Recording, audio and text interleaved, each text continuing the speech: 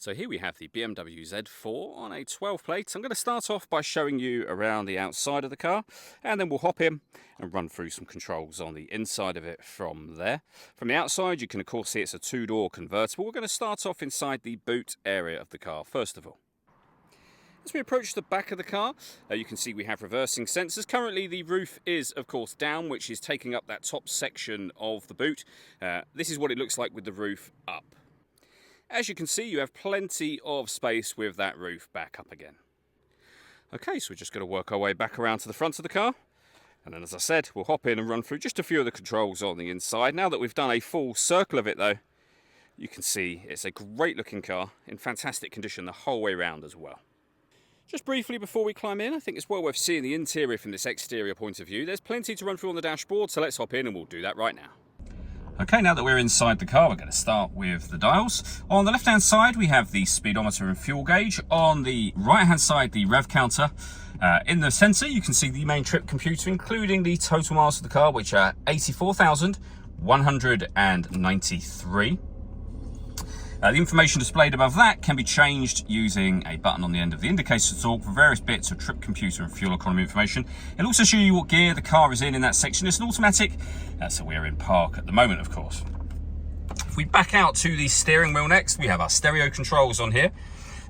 You can also change up and down a gear manually using the paddles. So you've got up and down, and you can do that on either side of the steering wheel here.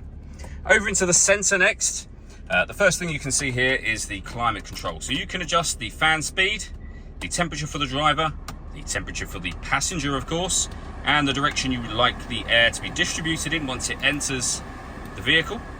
The air conditioning is on when that light shows, so that's off, back on again just there. Or hit auto, the car will take control of the fan speed and the direction of the air to maintain the two temperatures that you've asked for.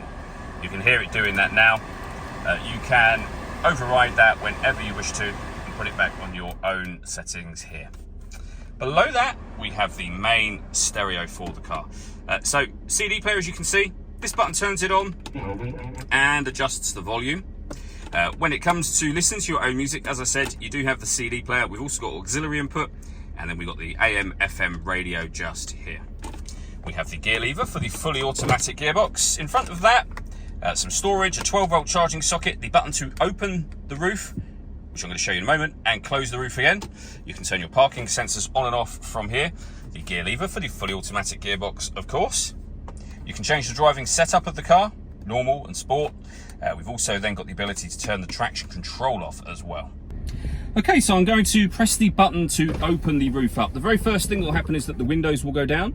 You can see the rear screen folding up above the roof section. The tailgate will open next, and then the roof and rear screen will fold down together into that section. It's very fast, as you can see.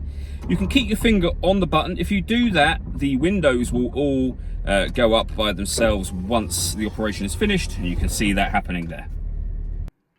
All that leaves me to say is thank you for taking the time to watch this video. If you'd like to come and see the car for yourself and have a test drive, please feel free to give us a call here at West Horsley Motors.